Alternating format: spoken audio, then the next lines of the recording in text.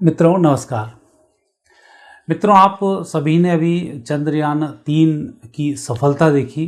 हम सब भारतवासियों को बड़ी खुशी हुई।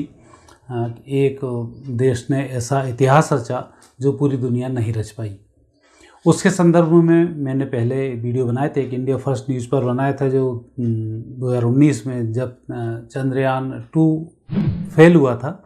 उस समय मैंने वीडियो बनाया था कि चंद्रयान-2 में कुछ ऐसे दिक्कत हैं, लेकिन उसके बावजूद जब चंद्रयान-3 होगा, पूर्ण रूप से सफल होगा और 2 के जो मिशन है उसमें आधा सही होगा, आधा नहीं होगा, तो आपने देखा कि आधा लॉन्च सही था। लैंडिंग थोड़ी सी कमज़ोर हुई। लैंडिंग में मैंने कहा था उसके पैरों को नुकसान पहुंचेगा और उसकी चीज़ों को ढूंढ निकाला जाएगा। तो आपने ये भी देखा कि चंद्रयान-3 के पहले ही उस सब को ढूंढ निकाला और उसके अंदर जो भी चीज़ें थी उसको नष्ट कर दिया गया। अन्यथा रूस ने अपना जो चंद्रयान मिशन चलाया था, इसके तहत वो कहीं ना कहीं अपने को चीट करने की कोशिश करता। तो ये सारी चीज़ें मेरी भविष्यवाणी जैसी थी, अक्षर से ऐसा थी। आप पुराने वीडियो में जाकर आप इसको देख सकते हैं। अब मैं अगली बात कर रहा हूँ। अब सूर्य पर हमने एक नया प्लान शुरू किया है, आदित्य L1 मिशन। क्या होगा इस आदित्य L1 मिशन का, क्योंकि पूरी दुनिया सूर्य के रहस्यों को जानना चाहती है और ज्योतिष शास्त्र तो सूर्य के गंभीर रहस्यों से पहले से ही परिचित है।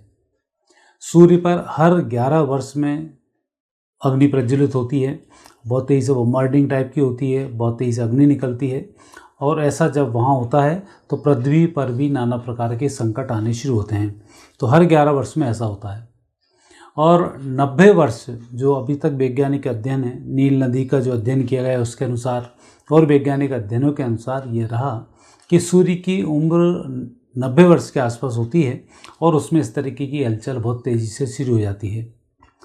और कहा भी जाता है, जैसे यदि मिस्र की सभ्यता को लें तो मिस्र की सभ्यता में कहा गया है कि सूर्य 90 वर्ष में बूढ़ा होता है और फिर वापस जवान होना शुरू हो जाता है। इसलिए जैसे 90 वर्ष के आसपास होने में आता है, बहुत सारी बीमारियाँ लोगों में लगना शुरू हो जाती हैं और जब उसकी युवावस्था होना शुरू होती है तो बीमारियाँ हटती चली जाती हैं। तो ऐसा 45 वर्ष तक स्वास्थ्य अच्छा होता है, 45 से 60 वर्ष तक स्वास्थ्य में बिगाड़ आना शुरू होता है और 60 से 90 वर्ष तक नाना प्रकार की गंभीर बीमारियाँ जन्म ले लेती हैं। तो यह दिन तो हमारे सूर्य मिस्र की सभ्यता और ज्योतिष के अनुसार मैं आपको बता रहा हूँ कि ऐसा रीडिंग इसमें होता है और इसलिए सूर्य की इस घटनाओं को ज्योतिष शास्त्र कभी इग्नोर नहीं करता है और उसी बेस पर वो आगे की रीडिंग करता है। यहाँ पर भी सूर्य मिशन पूरी दुनिया ने अपनी अपनी तरह से चलाए हुए हैं और भारत इस मिशन में अब पहली बार एंट्री कर रहा है। क्या ये सफल होगा, क्या नहीं होगा, क्या यहाँ पर दिक्कतें आएंगी। सूर्य का जो L1 मिशन है अभी 2 सितंबर को इसको लॉन्च करने वाले हैं हरिकोटा से। इस अनुसंधान में सूर्य के ऊपर होने वाली गतिविधियों पर यह निगाह रखेगा और ये जो स्थान है इसको एक्चुअली लैंग्वेज पॉइंट कहा जाता है। L1 लैंग्वेज पॉइंट, जो पृथ्वी और सूर्य के 150 मिलियन के लगभग की किलोमीटर्स की दूरी यहाँ पर है और उस दूरी का 1% हिस्सा है, 1.5 मिलियन दूरी इसकी है और इस दूरी पर यह जाकर वहाँ पर सेट होगा और इतनी दूर से, अर्थात उस दूरी के 1% हिस्से पर जाकर यह रुकेगा L1 और यहाँ से फिर ये रीडिंग करना शुरू करेगा और सूर्य के रहस्यों का ये पता लगाएगा। और निश्चित रूप से भारत ने लॉन्च किया है, मोदी जी की यह सेवा है और भारत के वैज्ञानिक जिस तरह से अब आगे बढ़ रहे हैं। और मैंने पुरानी वीडियो में भी कहा है कि भारत 2019 से लेकर 2025 तक ऐसी खोजें कर लेगा कि पूरी दुनिया देखकर आश्चर्यचकित हो जाएगी और 2025 के बाद जब वो युद्ध लड़ेगा तो उसमें 90% युद्ध सामग्री भारत के द्वारा बनाई हुई होगी। क्योंकि ये सबक जब 1962 में हमारा युद्ध चीन के साथ हुआ था, उस समय में रूस ने जो हमें हेलीकॉप्टर्स और युद्धपोत दिए थे उनको चलाने की उसने आज्ञा नहीं दी थी। यही कारण था कि हमें वहाँ से वापस लौटना पड़ा था और नेहरू जी के समय में हज़ारों एकड़ों किलोमीटरों ज़मीन पर चीन ने कब्जा किया, जिनकी कोई बात नहीं करता है। परिस्थिति कुछ भी रही हो लेकिन कब्जा तो हुआ है और उस समय में भारत इतना कमज़ोर था कि रूस जैसा देश भी भारत के लिए विमान देने के बावजूद, युद्धक विमान देने के बावजूद उनको चलाने नहीं दिया। ये स्थिति वहाँ पर थी और ये स्थिति कभी भी हो सकती है। जब हम युद्ध लड़ने जाएंगे, दूसरे के विमान हैं, दूसरे ने कुछ चिप लगाई होगी, विमानों को गिरा सकता है, कुछ भी कर सकता है। तो ऐसे समय में जब हम 2025 में विश्व युद्ध में एंट्री करेंगे सितंबर के बाद, तब सारी सामग्री हमारी होगी, मिसाइल भी हमारी होगी, युद्ध विमान भी हमारे होंगे, युद्धपोत भी हमारे होंगे, वायुसेना, आर्मी, जल सेना, ये समस्त सेनाएं हमारी सुसज्जित होंगी भारत के वैज्ञानिकों के द्वारा खोजी गई इन समस्त वस्तुओं के माध्यम से। तो इसलिए ये तो मैंने पहले भी कहा है कि भारत ऐसी खोज यहाँ पर करने वाला है। उसी मिशन के तहत ये अभी जो सूर्य पर आदित्य L1 मिशन है, 2 तारीख को इसकी लॉन्चिंग हरिकोटा से है। तो 2 तारीख को सूर्योदय की कुंडली यदि हम देखते हैं तो इसमें सिंह लग्नाता है, सूर्य बुध लग्न स्थान पर हैं, मंगल दूसरे स्थान पर, केतु तीसरे स्थान पर, शनि 7वें स्थान पर, चंद्र अष्टम भाव में, गुरु राहु भाग्य स्थान पर और शुक्र रहेंगे द्वादश स्थान पर। अब यहाँ पर जो स्थिति कुंडली की बन रही है यह तो थोड़ा सा संकेत देती है, जैसे मंगल द्वितीय स्थान पर हैं तो ज़्यादा वैज्ञानिकों को या ज़्यादा यहाँ के मीडिया को बहुत अधिक बकबक नहीं करना चाहिए। शांति के साथ क्या मिशन है सिर्फ उसकी चर्चा करनी चाहिए, क्योंकि हमारे यहाँ के मीडिया का एक इतना भयंकर चढ़ा देता है, जैसे राफेल की डीलिंग के मामले में राफेल ऐसा राफेल है, इतना भयंकर चढ़ा दिया कि फ्रांस को भी शंका होने लग गई कि मैंने सस्ते में तो नहीं बेच दिया राफेल ने कहीं। तो इतनी छोटी छोटी बातों को उतनी ही बात लोगों तक पहुँचाएं ताकि वैज्ञानिकता के रूप में हम पहुँचें। तो जितना बड़बोलापन करेंगे उतनी ही हमारी योग्यता गलत आंकी जाएगी और नुकसान होगा। शुक्र 12वें स्थान पर ये अंधत्व योग बनाता है, तो यहाँ पर भी ये संकेत मिलता है कि उस दिन के जो ग्रह योग हैं उसके अनुसार ये आधा फिर सफल होगा, आधा फिर असफल होगा।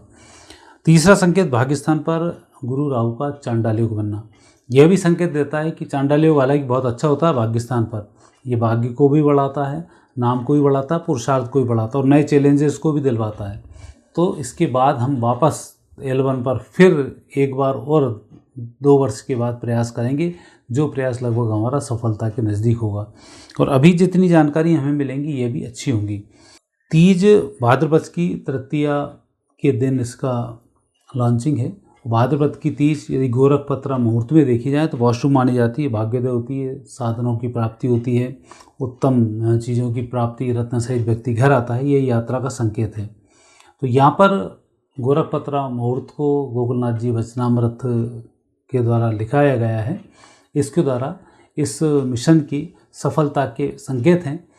हालांकि जिस उद्देश्य को लेकर हम वहाँ जा रहे हैं वो उद्देश्य भले ही सफल ना हो, लेकिन उसके इर्द गिर्द सफलताएं पूरी दुनिया की तुलना में हमें अधिक प्राप्त वहाँ पर होने वाली हैं। इस बात का बस विशेष ध्यान रखना है क्योंकि यह अंगारक योग है और हम आग से ही खेल रहे हैं। आग से जब खेलें तब राहु मंगल का योग अच्छा होना चाहिए।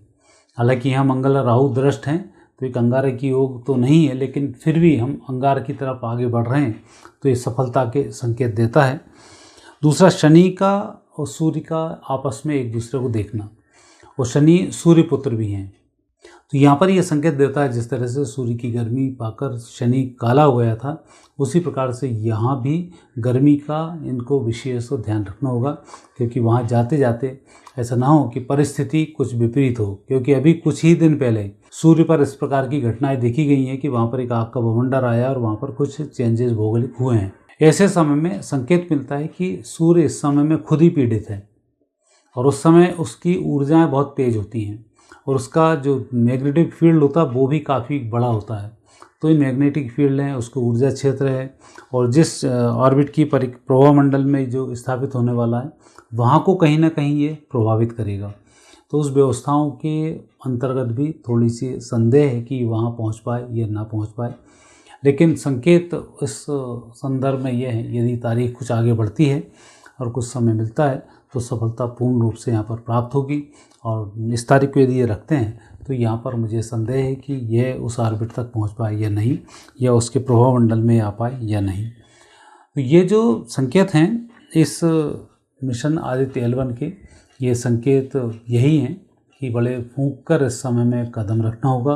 पूरी सफलता के यहाँ पर योग नहीं बनते हैं, लेकिन जहाँ तक भी हम पहुँचेंगे वहाँ तक जो हमें सूचनाएं मिलेंगी वो अद्भुत होंगी और दुनिया के लिए वो दर्शनीय भी होंगी और उस पर नए सिरे से विचार भी करना होगा। मित्रों, यह था सूर्य मिशन के संदर्भ में ज्योतिषीय विश्लेषण। अब आगे क्या जानना चाहते हैं मुझे अवश्य लिखें, और इस तरह के प्रोग्रामों को देखने के लिए इस चैनल को सब्सक्राइब करना नहीं भूलें। नमस्कार।